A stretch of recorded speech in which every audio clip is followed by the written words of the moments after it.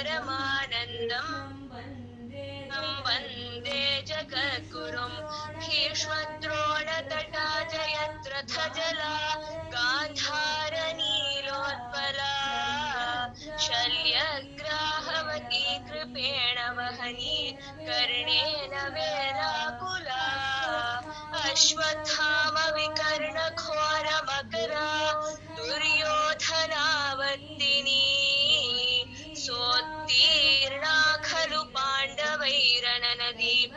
दैवत्तकः केशवः पाराशर्यवचः सरोजममलम् गीतार्थगन्धोत्कटम् नानाख्यानककेसरं हरिकथा सम्बोधनाबोधितम् लोके सज्जन षट्पदैरहरहः पेपीयमानं मुदा भूयात् भारत पङ्कजं कलिमल प्रध्वंसि न श्रेयसे मूकं करोति वाचालं पङ्गुं लङ्घयते गिरिं यत्कृपातमहं वन्दे परमानन्दमाधवं शान्ताकारं भुजगशयनं पद्मनाभं सुरेशं विश्वाधारं गगनसदृशं मेघवर्णं शुभाङ्गं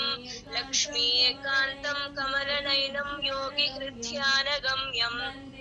वन्दे विष्णुं भवभयहरं सर्वलोकैकनाथं यं ब्रह्मा वरुणेन्द्ररुद्रमरुतः स्तुन्वन्ति दिव्यैस्तवैः वेदैः साङ्गपदक्रमोपनिषदैः वेद गायन्ति यं सामगाः ध्यानावस्थिततद्गतेन मनसा पश्यन्ति यं योगिनः यस्यान्तं न विदुःसुरासुरगणाः देवाय तस्मै नमः नारायणं नमस्कृत्य नरं चैव नरोत्तमं देवीं सरस्वतीं व्यासं ततो जयमुदीरयेत् सच्चिदानन्दरूपाय कृष्णाय कृष्णकारिणे नमो वेदान्तवेद्याय गुरवे बुद्धिसाक्षिणे सर्वोपनिषदो गावः दोग्धा गोपालनन्दनः पार्थो वत्सः सुधीर्भोक्ता गीतामृतं महत्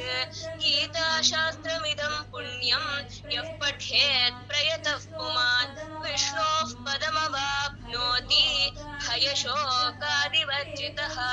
एकं शास्त्रं देवकी पुत्रगीतम् एको देवो देवकी पुत्र एव एको मन्त्रस्तस्य नामानि यानि